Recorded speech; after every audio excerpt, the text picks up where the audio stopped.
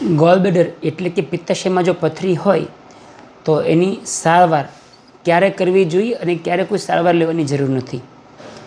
પહેલી વાત, જો પથરીનો દુખાવો થતો હોય તો એનું ઓપરેશન કરીને એની સારવાર કરવી જોઈએ.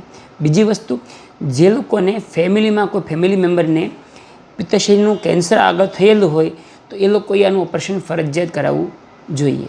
જે લોકોને આ પથરી એમાંથી આગળ પિત્તની નળીમાં જઈને ફસાઈ જાય, એને લઈને કમળો કે પેન્ક્રાટાઇટિસ થયું હોય તો એમને આ સારવાર કરાવવી જરૂરી છે.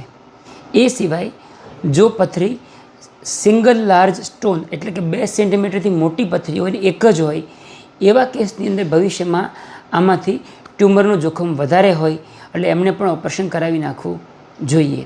અને લાસ્ટલી, ભારતની અંદર ઉત્તર પ્રદેશ, બિહાર, પશ્ચિમ બંગાળ, થોડો રાજસ્થાનનો ભાગ, આ જે બેલ્ટ છે એને ગોલબ્લેડર કેન્સરનો બેલ્ટ કહેવામાં આવે. એ જગ્યાએ જો લોકો રહેતા હોય એ લોકોની અંદર પિત્તાશયના કેન્સરનું જોખમ ઘણું વધારે હોય.